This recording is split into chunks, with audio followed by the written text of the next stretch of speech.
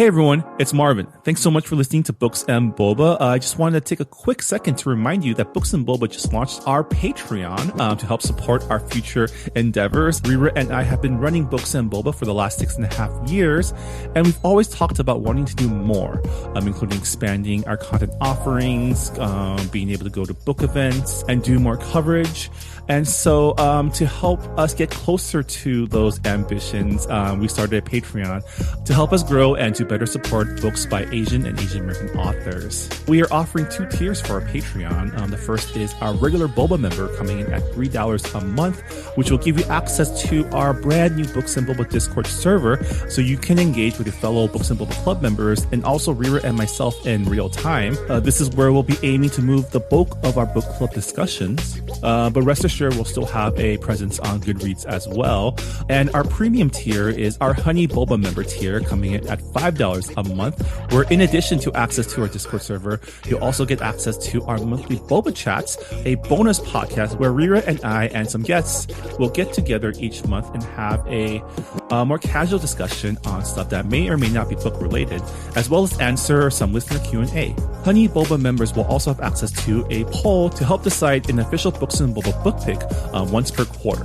So if any of that sounds interesting to you, support Books and Boba on Patreon by going to patreon.com/booksandboba. As always, Rira and I really appreciate your support. All right, thanks for listening, and I'm on with the show. This episode was sponsored by Book of the Month, which is a curated book subscription that offers 5 new and early release books to choose from each month.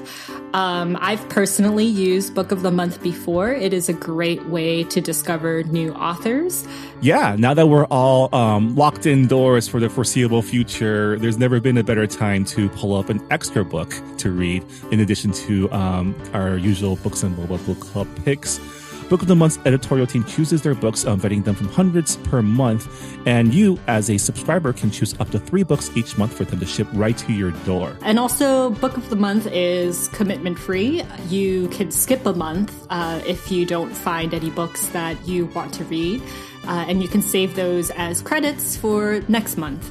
And this month's selection of books are Beach Read by Emily Henry, The Guest List by Lucy Foley, Valentine by Elizabeth Wetmore, The Library of Legends by Janie Chang, and The Paris Hours by Alex George. Check out their website at bookofthemonth.com to learn more about the book picks. And you can also get your first month's book for just $9.99 with the promo code BooksandBoba, all caps lock. Again, the website is bookofthemonth.com, and you can get your first month's book for just $9.99 with the promo code BooksandBoba. And now to our episode. You're listening to Whoa! Potluck.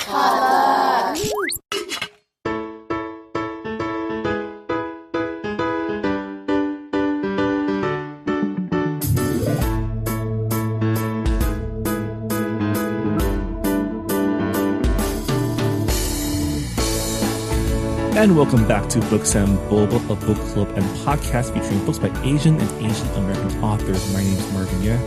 And I'm Rira Yu. And today we have a author interview for you. We're interviewing Eileen Wong, also known as her pen name, I.W. Gregorio. Eileen, if you remember, was the author of one of our earlier book club picks, None of the Above, about a girl who finds out that she's intersex.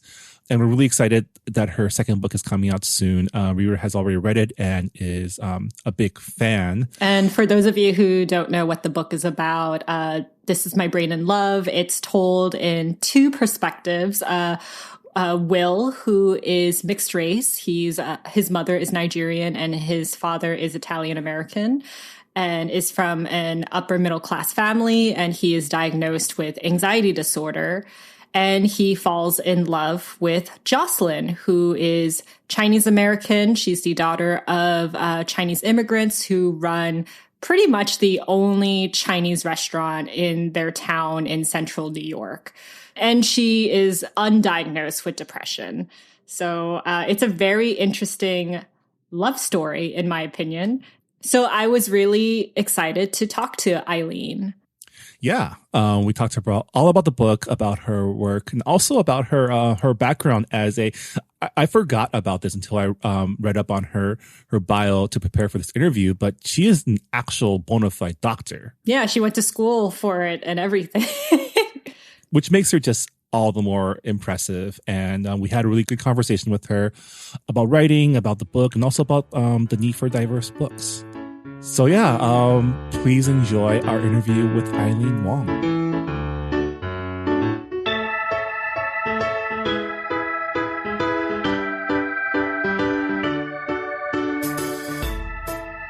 And we're here with Eileen Wong, aka IW Gregorio, whose new book, This Is My Brain in Love, comes out next Tuesday. Welcome to the show, Eileen. Thank you so much for having me. Yeah. How are you doing during this this weird and strange time? It's a very interesting time.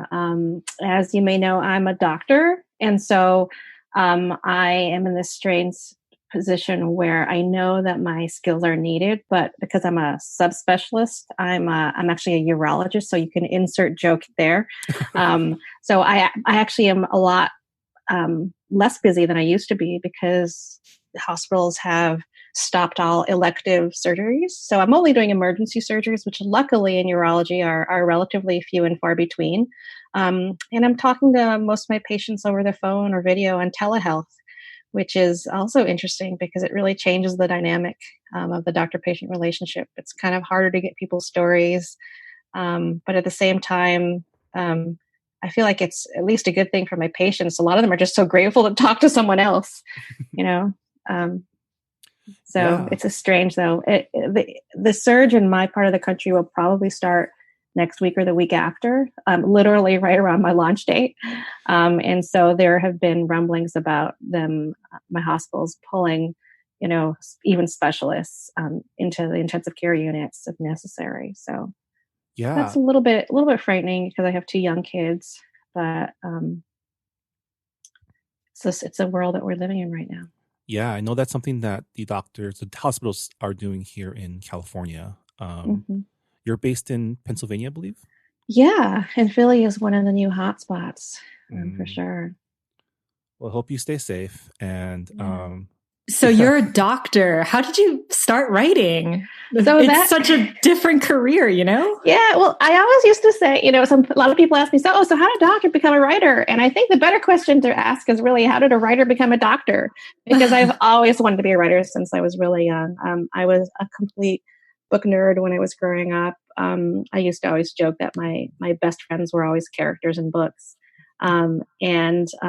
Since I was, 6 or 7 years old, I remember writing my first short story for a second-rate anthology and seeing my book, quote, my words, quote, in print at that time. And ever since then, I always, in my dreams, I always thought that I was going to be a writer because I wanted to sort of create those friends that other kids could turn to for comfort.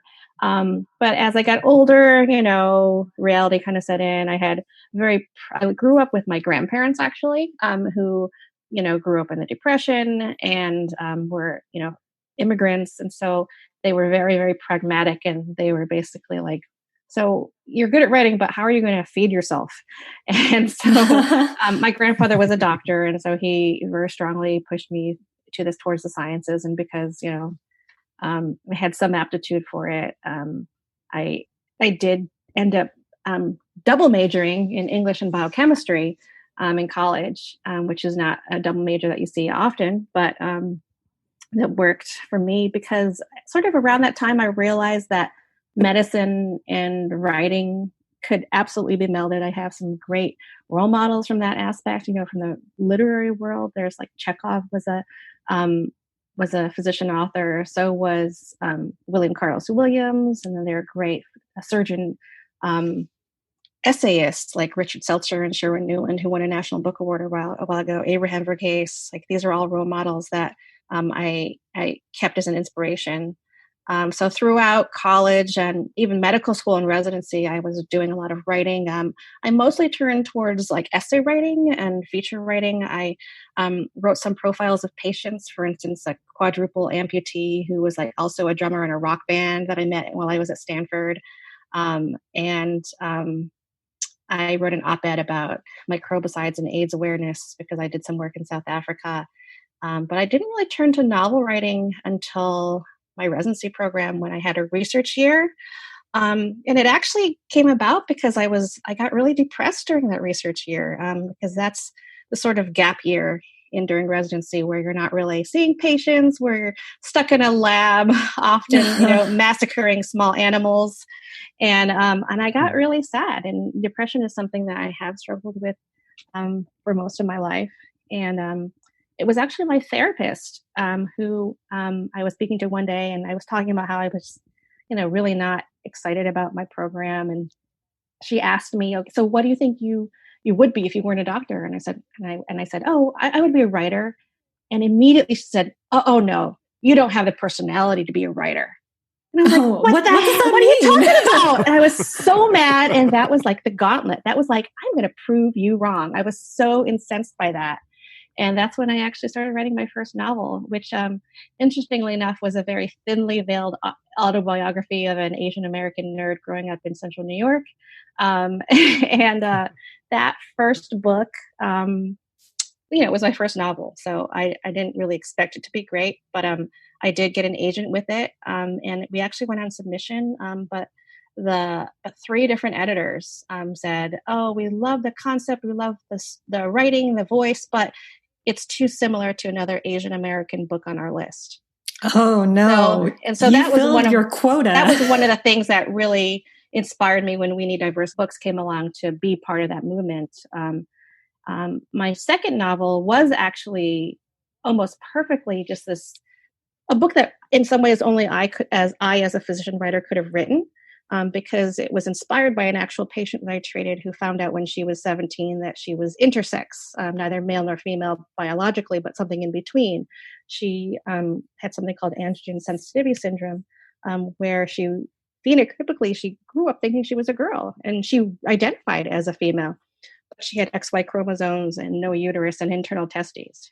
And so I actually participated in a surgery to remove her testes. And that was a real eye-opening experience for me, not because of surgery, which was very straightforward, but because of the care of her afterwards. I saw her in clinic and I realized that it was sort of a failure in medicine that I've never really had to think about or was educated on how to care for intersex patients beyond their medical procedures, to think of them holistically, to like introduce them to people to support, because so many intersex kids have been subjected to surgeries before because it would reduce parental stress or or stress of the patient.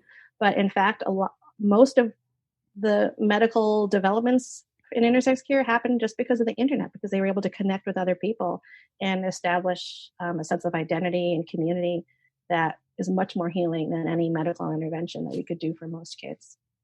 So that inspired me because I basically wanted to write a YA middle sex. And that's what I did. That was my first novel, None of the Above. Yeah, we actually it was one of our earlier picks for our book club, and we were really glad to read a story like that. I saw that. I was so excited when I saw that. Gosh. Oh man, so many things that you just said we really want to touch on later on, especially talking about We Need Diverse Books. But personally, as someone that has Notorious on this podcast said that I don't really read much YA, even though I read a bunch of YA for the book club.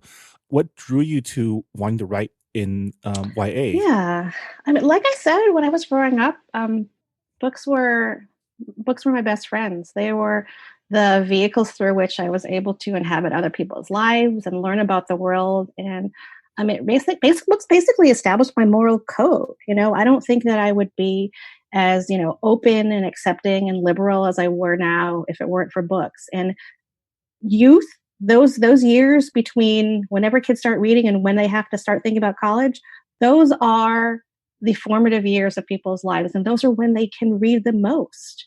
I mean, I'm often really ashamed to admit how many books I actually read because, I have a job and kids and other responsibilities. I have 3 jobs essentially. Um, but I remember when I was a kid, a teenager, I would read a book a day, literally. And those are the books that made me who I am as a person. And what I realized that I wanted to do is I wanted to, number one, I wanted to create books that I needed as a teenager, because there was never really a book that reflected who I was. There were a couple of scattered books about Asian American kids, but usually they were very different immigration stories than mine was. I was growing up in central New York, very red part of New York, where I was really the only Asian American person there, except for one or two others. But a lot of books were set in sort of a Chinatown, like Lawrence Yep. Then there, and a lot of the stories were very, very different than mine were. Because I was definitely a banana. My grandparents actually immigrated from South Africa, believe it or not, and their primary language was English, and so they were also always it was always easier for them to assimilate, and so it was easier for me too as well. And I never really gained a sense of my cultural identity until college when I went to University of Pennsylvania, which has a very large Asian American population.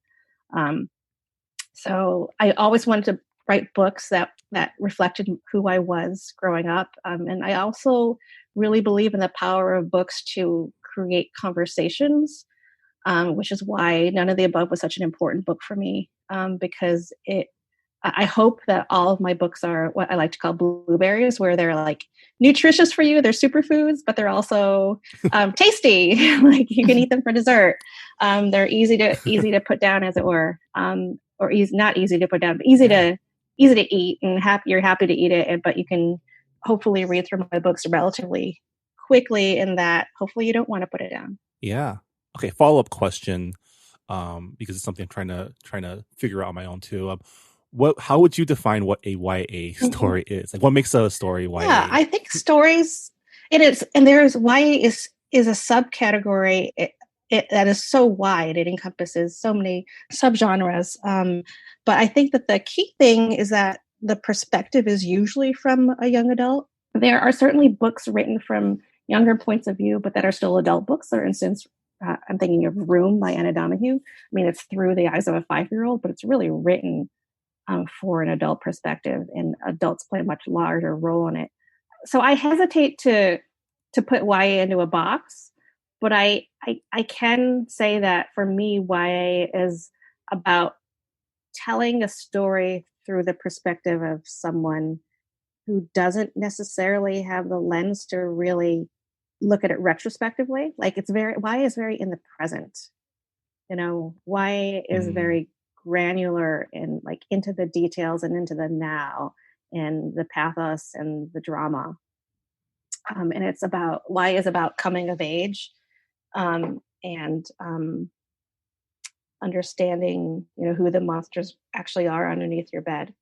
Yeah. So I just want to move on to your newest book, This Is My Brain in Love. You seem to have a knack for writing about teens grappling with stigma, because in your book you have 2 racial minority teens who are grappling with mental illness. And you mentioned earlier that you personally went through depression yourself. So I just want to ask you, what was the process of developing this novel? What was, I guess, what compelled you to write it? Yeah.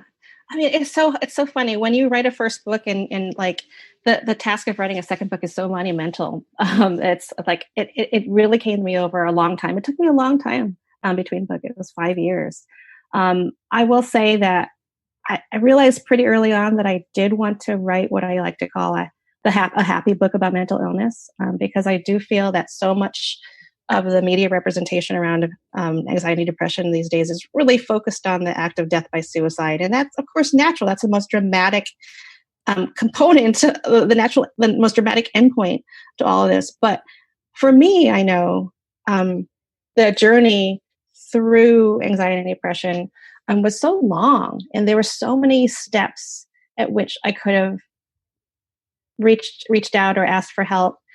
and looking back, I never really had the language to talk about it growing up. And so that's what I wanted to explore, because I think that, like I said, the act of suicide, I really wanted to write a book about depression that did not have an act of suicide, because I think that for some people, and me growing up especially, if you didn't try to commit suicide, there's no way you could have been depressed. Like there was no room for that spectrum. And so a lot of people end up hurting or not telling people about that because they don't feel like they're sad enough, or, their problems aren't that bad. And I see this both with myself and my family, that people use the most extreme examples of mental illness as an excuse not to seek help in some ways. You know what I mean? And I would say that for the book, the actual proximal event, the proximal reason I wanted to write that story was because, it's funny, I actually ended up living in a town that's pretty similar to the one I grew up with, in that it's not terribly racially diverse. But there used to be a very good Chinese takeout restaurant that I absolutely loved. It reminded me of, my family's food growing up. And it was in this hole in the wall in this shopping strip was essentially abandoned, like right next to a bank. No one went there. But I remember going there once, and it was totally family run, immigrant cashier and cooks and owners. But the one day I went in, there was this tall, gawky white dude trying to make sushi behind the counter. And I was like, oh my gosh, there has to be a story behind that. He has to have a crush on the owner's daughter or something like that. And that was what sort of inspired the story of, this immigrant family and their daughter, and using the restaurant as a focus for a relationship, but also talking about the realities of struggling businesses, because that restaurant did close down. It was, and it's something that I've always had this real empathy for businesses that close down. I don't know why, but it always is really devastating to me. My local independent bookstore closed down twice, actually. And so those types of things affect me so much, because it's not just the place, it's the community that they build, and the relationships that get formed there that I really mourn the loss of. But as I was developing the story, I wanted mental illness to be part of it. I wanted there to be a sense that crazy is the new normal. Reclaim that sense we're crazy, and know that the majority of the people that we will meet on the street will have some element of neuroatypia. It was really interesting to me when I started doing the promotion for this book, how few of my friends actually knew that I had anxiety and depression. In a sense, writing this book was my coming out with mental illness, because my best friend from college, she actually got interviewed for a feature on a local newspaper. And afterwards she called me and was like, Eileen, why didn't you tell me everything you went through? I mean, she felt like a bad friend because she didn't know about it. And the same is true of like my family members. I've had people come out to me that, I've known all my life or for decades, to tell me, oh yeah, I've been on these medications too. And it's just, again, another example of why we need to talk about these issues. Not just destigmatize it, but also make people more comfortable talking about it freely. Because a lot of people don't necessarily feel stigmatized, but they still feel private about it. And I think that I was one of those people. Yeah, definitely. I could relate because as someone who has generalized anxiety disorder and clinical depression, I related to Jocelyn and Will's inner monologue so much. Mm-hmm. Was it always the plan to have two POVs alternate? Yes, absolutely. Because I know, I mean, for a while in college, I did do a little bit of cognitive behavioral therapy. And so I've always been amazed at how well cognitive behavioral therapy can, I like to say, basically fact check the fake news in your brain. And I knew immediately that this had to be a dual point of view per things, because I wanted to be able to show that on the page, how two people can look at one incident through completely different lens. It was hard. It was definitely hard. I'm sure it was. This is actually the second time I wrote something in double POV. Believe it or not, none of the above was initially in 2-person POV. It was Kristen, the intersex person, and then Darren, the boy who fell in love with her, because I really wanted to get into his head. And it was funny. A lot of people actually in that book who read the original manuscript liked Darren better, like Darren's POV better. But in the end, I had to take him out because it really was Kristen's story. But in this one, I stuck to my guns, and I had to do a lot of rewriting to make Will's character more authentic and get into his headspace. But it was, like I said, I just could not have imagined writing it without the dual narrative to show just how your brain just messes you up sometimes and turns you around in ways that a lot of people looking from the outside can't anticipate. Yeah, anxiety and depression are often two sides of the same coin. So I really appreciated that you had these two teens with very different but very similar ways of creating fake news in their head. Mm-hmm. And, like romance has a lot of like misunderstandings, mm-hmm. and it's mm-hmm. kind of inevitable. And mm-hmm. it's, with two people with mental illnesses where they distort the truth, mm-hmm. there's going to be more misunderstandings. So mm-hmm. I really liked the prologue that you set in your book, because mm-hmm. you upfront say that this is a happy story. This isn't a book that's going to rip your heart out at the end, and that there is hope in it.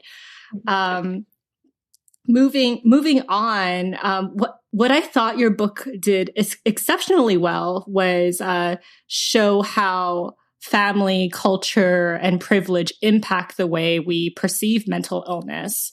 Will is from an upper middle class family, and he was mm-hmm. diagnosed at a young age mm-hmm. and sees a professional, whereas Jocelyn is from a working class Chinese American family, mm-hmm. and she's undiagnosed. So I just want to ask you, why did you decide to have those two differences mm-hmm. for your two protagonists? Yeah, there are a lot of reasons. Number one, I am completely aware of how inequality exacerbates people's access to mental health treatment. I mean, I remember when I was a poor resident, how I felt even being able to pay for therapy was such a stretch.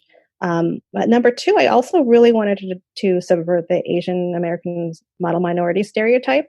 And that was something I knew I wanted to do really, really early on, was to not have my Asian character be the straight A, Ivy League bound person, and to actually have the Black character be the one who was more upper middle class and who was the model student per se. And I'm so glad that you picked up on that and appreciated that, because it was something that I did very, very consciously, because I'm aware of the own privilege that I give my children, for instance, because of who I am. That I've given them access to therapy really early on, before they quote needed it, even according to my own family members. But I know that there are so many, especially within the Asian American population, there's so much stigma and shame attached to it, and it's not something that people prioritize from a financial standpoint, because so many people have struggled just to pay the bills, to eat. It seems like such a luxury to be able to spend, 3 figures on a single therapy session. Yeah, definitely. It is a deterrent for a lot of Asian American families. And I think it was one of Will's family members that says, in Nigeria, they don't believe in mental illnesses. They believe that it's an American disease. And I think that's kind of a similar mindset that a lot of Asian American families have. We mm-hmm. don't really have the tools or the language to discuss mental health. Mm-hmm. So Will is Black.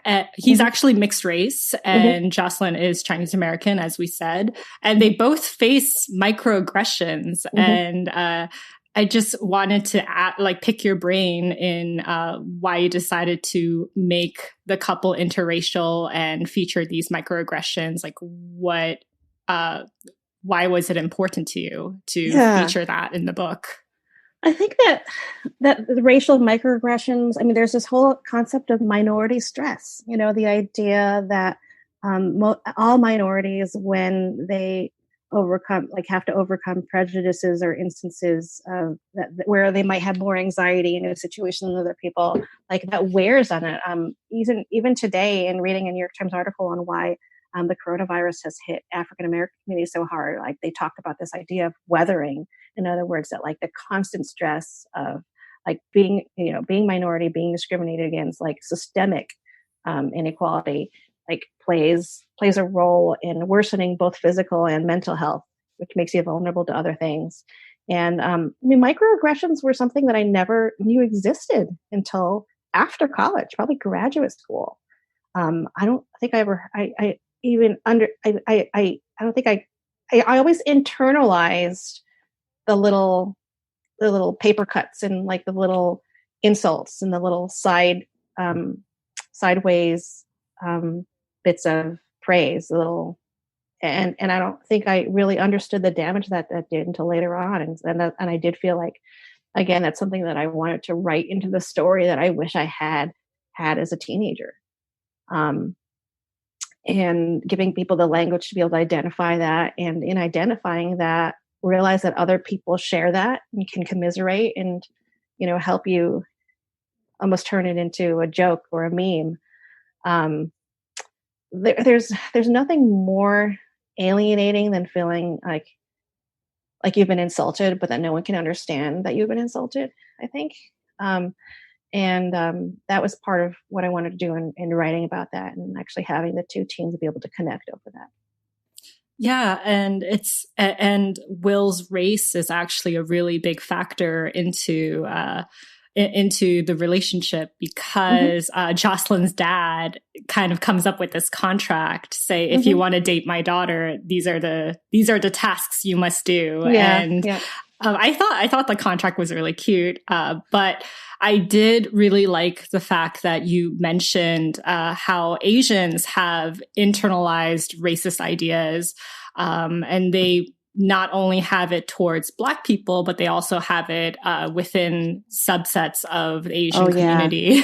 Yeah, I had a much more in-depth analysis of that unfortunately didn't make it through edits because I thought it'd be too alienating. But someday I'll unearth that. I don't know, maybe as an extra to people in the Asian community, because I have countless really funny episodes from my family and friends on how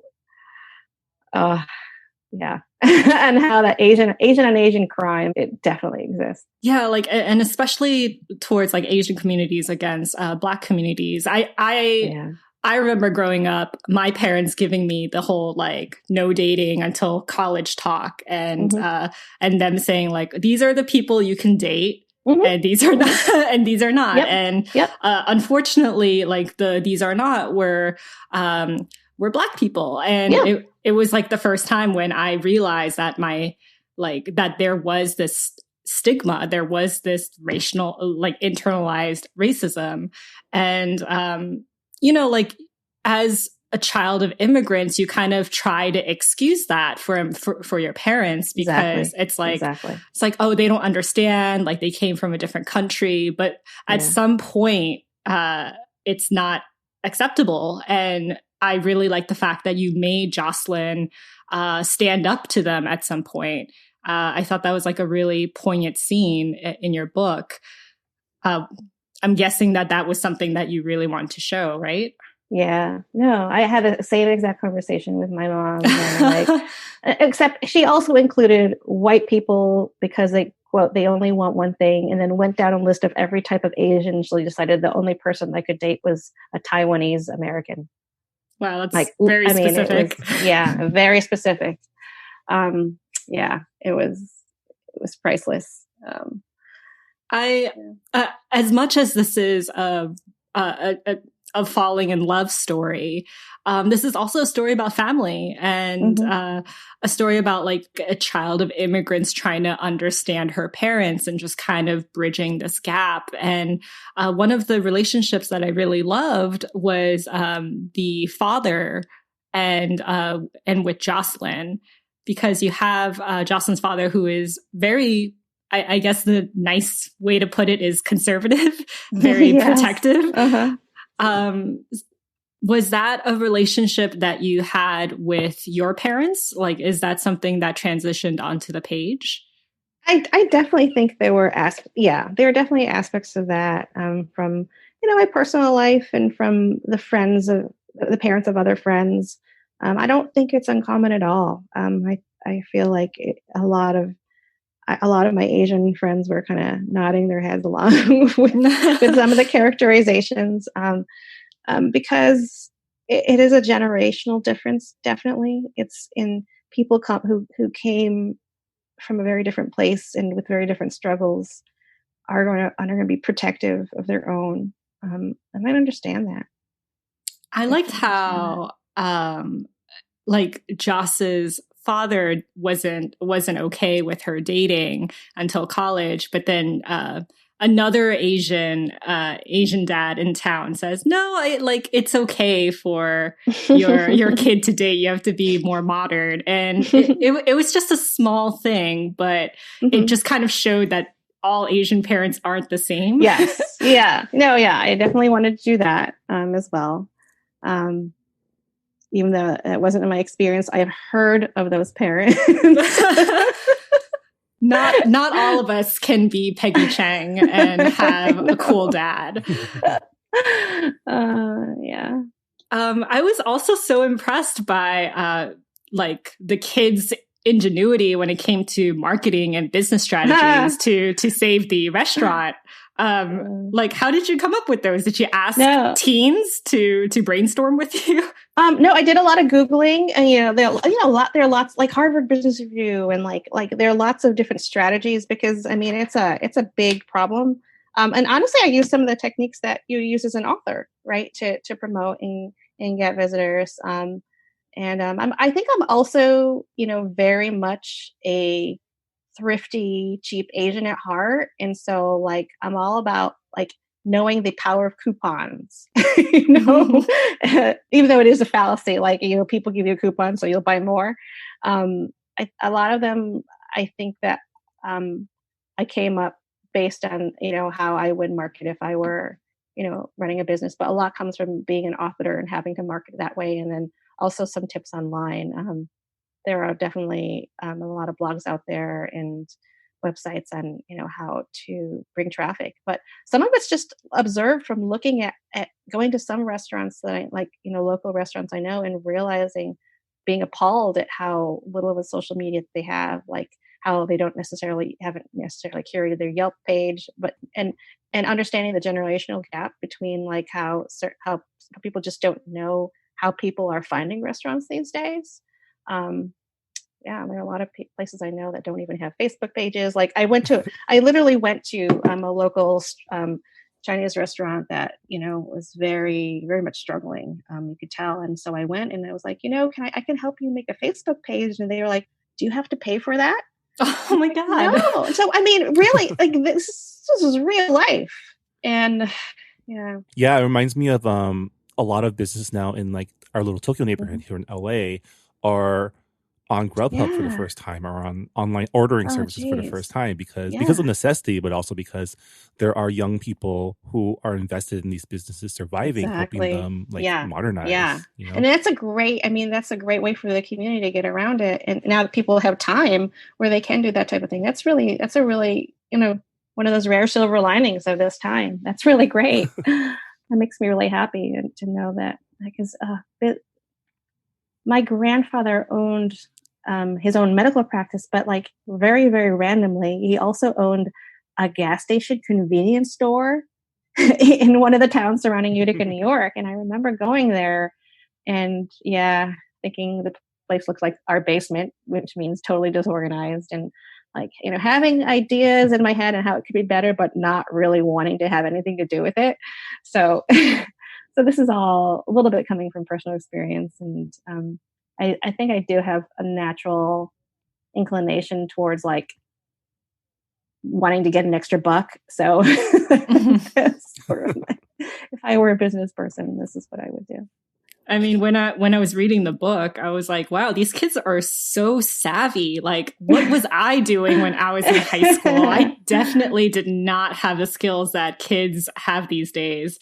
Oh God, I sound so old by saying like these days, but these days, yeah, they are though. They are really good. Like I actually hired a high school student to be my social media intern now, and she's been amazing. I will give a shout out to Kim Le. I don't know how to pronounce her name, whether she pronounces it Le or Le. But I'll tag her maybe when I retweet this because she's been amazing. Like she actually taught me Instagram a little bit and has been helping me out a lot of stuff because it's a generational thing. And of course, my 10-year-old daughter is teaching me about TikTok. So yay. So Jocelyn and her best friend Priya are cinephiles. They're really into movies, particularly older ones on the AFI list. And they kind of categorize their life events into movie tropes, which I thought was like a really cute element to your book. Are you a big movie buff as well, or was that something you had to research? I definitely am. Less so now than when I was younger. But yeah, I'm like constantly checking IMDb, and I'm definitely a pretty.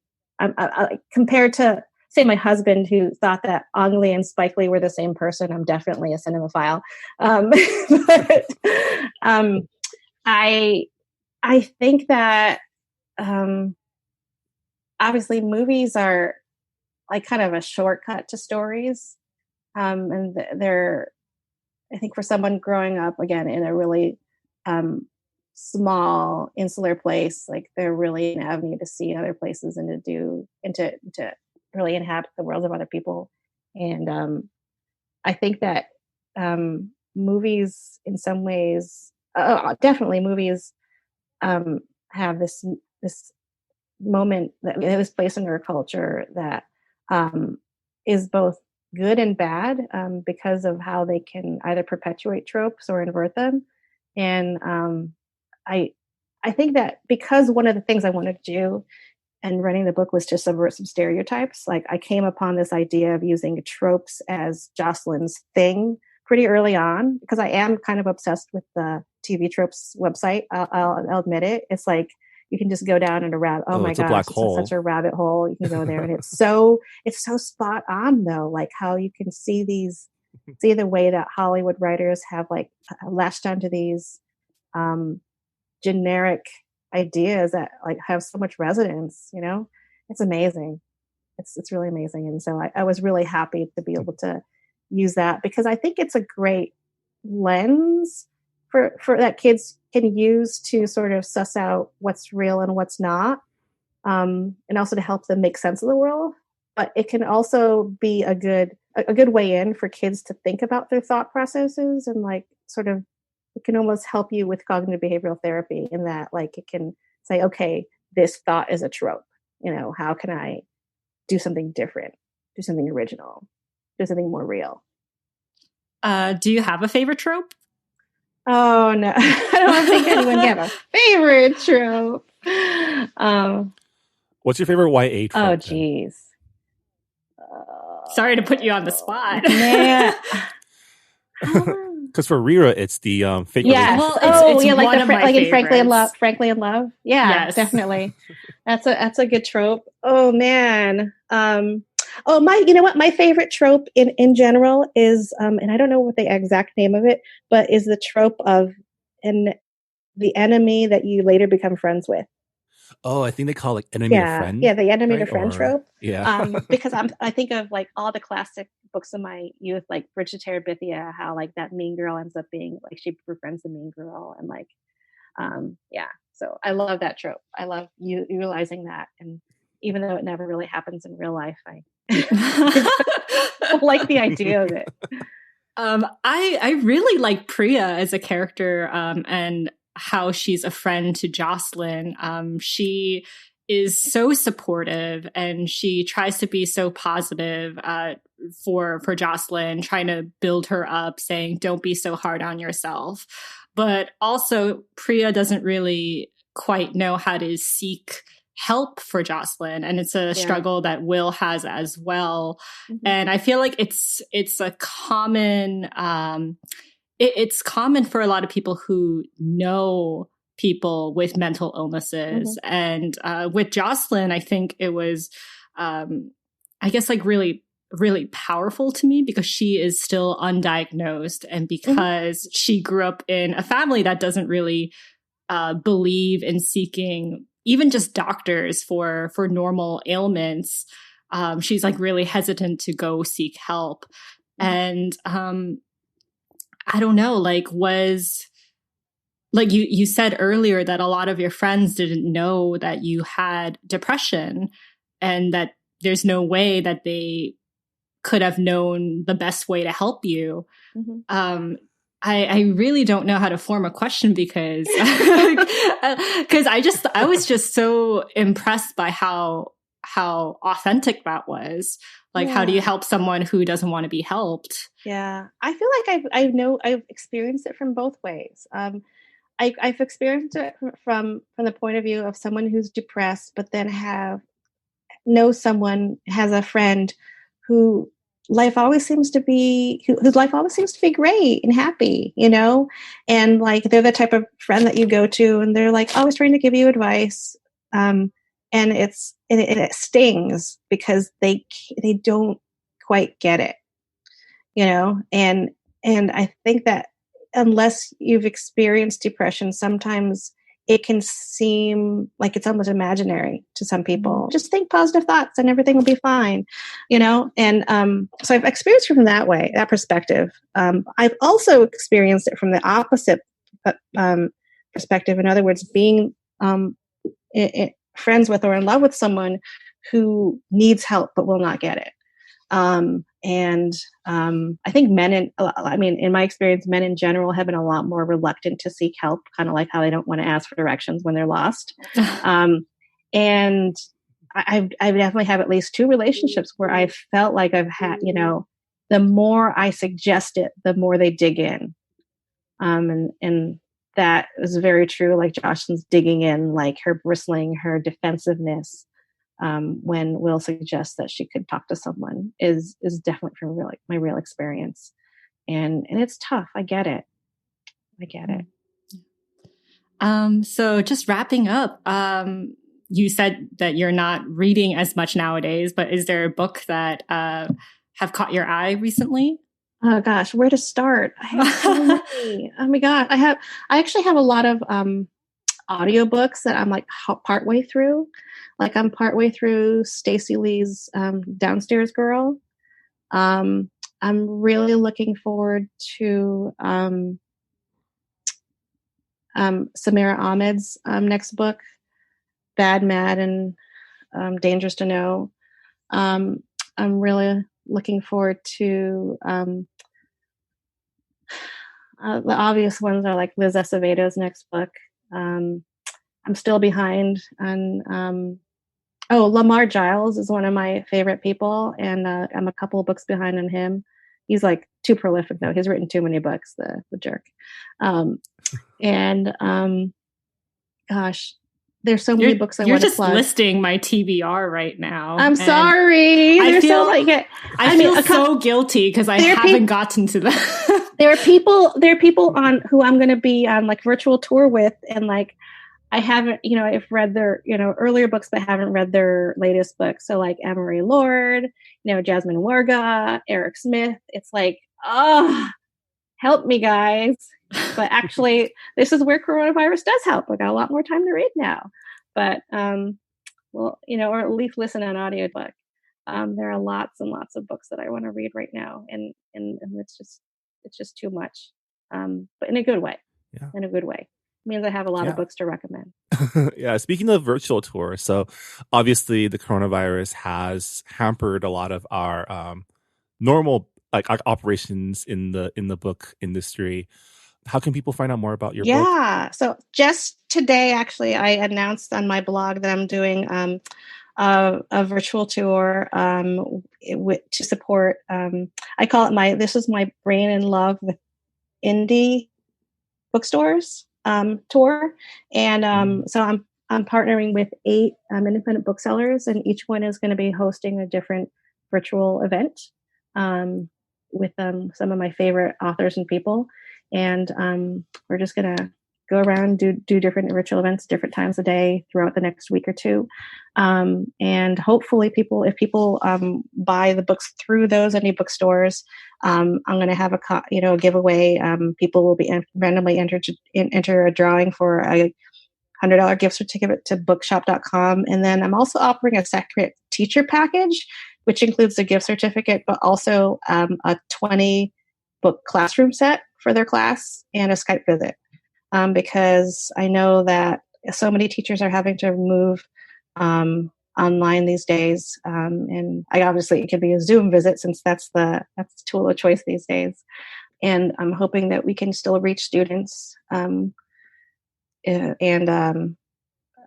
convince them that why literature really can be such a balm for these times and help them navigate through anxiety when there's so much going on in their life.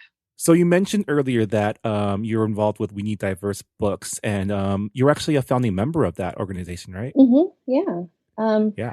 I think that We Need Diverse Books owes everything to Twitter, because it was a way for a lot of people who wouldn't normally have been able to get together because of geography to realize they were on the same page, and with their frustrations with with the publishing industry, but also with their hopes for what it could be and how it could start amplifying the voices of diverse authors and really stimulating intense positive discussions on the power of representation and how publishers really need to know how to sell diverse books. I feel that being part of the We Need Diverse team was one of the most stressful times of my life, but also the most rewarding because it's something that you can see tangible change from in so many aspects of the publishing industry. I mean, it's really amazing.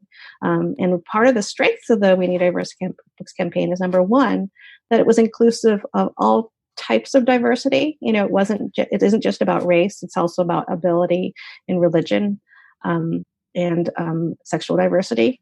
And number two is that it realized that the problem with the lack of diversity is systemic. It's not just the editors for not buying the book. It's because the marketing team doesn't necessarily know how to push it.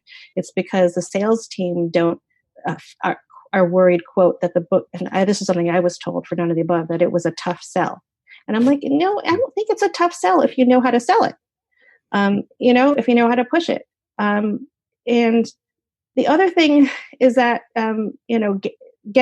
we really get into the guts of the industry because we Need Diverse Books established an internship program to get people at the ground level, because the publishing industry is one of privilege, definitely, right? In order to work in it, you have to be able to live in New York City. You need to be educated. You need to be able to afford living in New York City on a very low wage, having unpaid internships.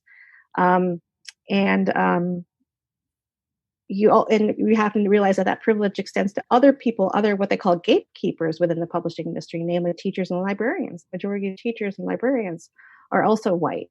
And so by reaching out to the American Library Association, to English teachers, the NCTE conference, We Need Diverse Books really made this something that's discussed across the whole population of readers. And I think that was where its success lied.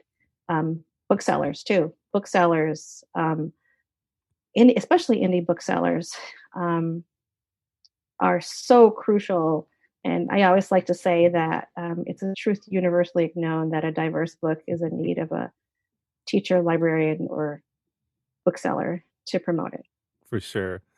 And It's really exciting to have you on because I think Rira and I have been talking about having someone from We Need Diverse Books on the podcast since I think we started almost 3 years ago. Yeah, because We Need Diverse Books started in 2015, right? Yeah. Yeah. And 2014, Oh, technically. 2014. I think, right?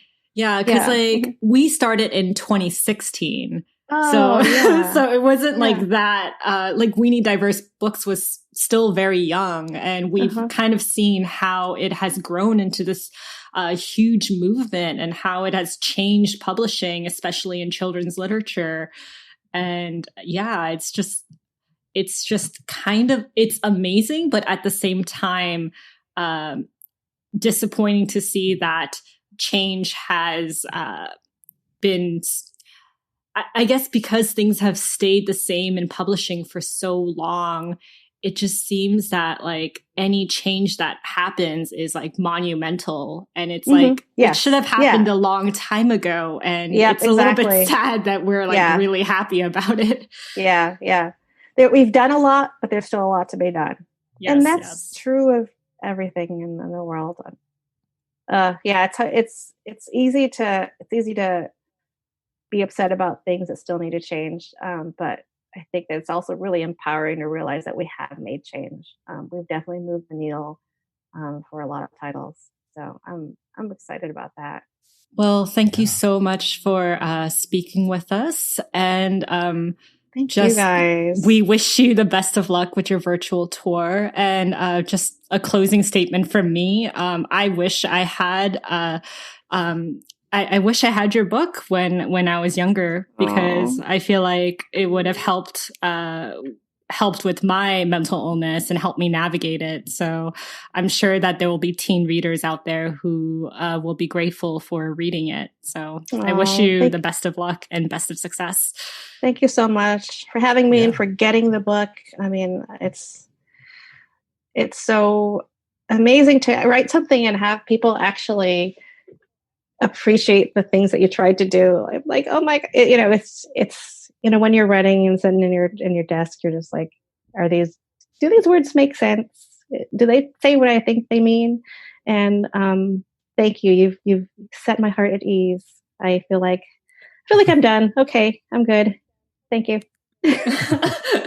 If people want to follow you on social media, where can they go? Yep. IW Gregorio, and Twitter, Instagram, Facebook, and then my website.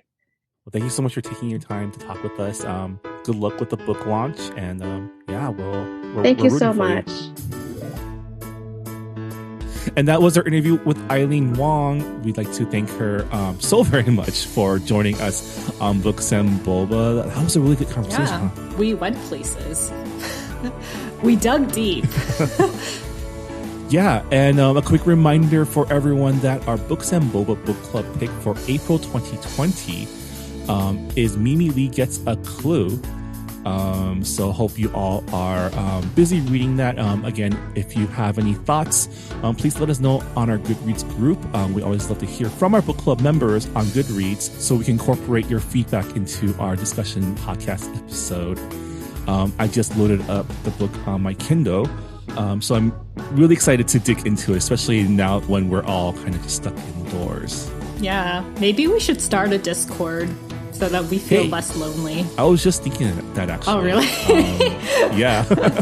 Great minds think alike. As we're quarantined here in LA, thinking of ways to improve our book club experience. But as always, thanks for joining us on Books and Boba. And we'll see you next week for our mid-month episode where we talk about the latest publishing news. I feel like there's been a bunch. Huh. I feel really guilty for saying this, but I really haven't been checking book Twitter lately. Twitter is a bad place right now because there's just so much news about coronavirus and just independent bookstores struggling and small businesses going out of business. And it's pretty depressing. And maybe piracy, right? Oh yeah, piracy. That was a big thing. Yeah. Well, we'll see you all next time on Books and Boba. Bye, everyone. Bye. Thanks for listening to Books and Boba. This podcast was hosted by Marvin Yue and Rira Yu and edited and produced by Marvin Yue. follow the book club on Twitter and Instagram by going to @BooksandBoba, and engage with us on Goodreads on our Goodreads group. You can also check out past episodes of the podcast by going to booksandboba.com and by subscribing to us on your favorite podcast app.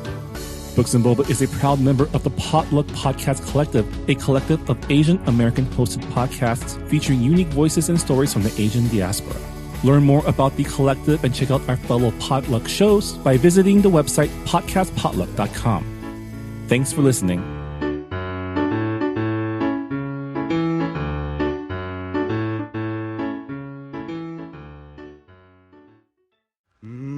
But we're still here, and we're going strong. It's an exciting time in Asian America. There are more movies, TV shows, books, and music reflecting us than ever.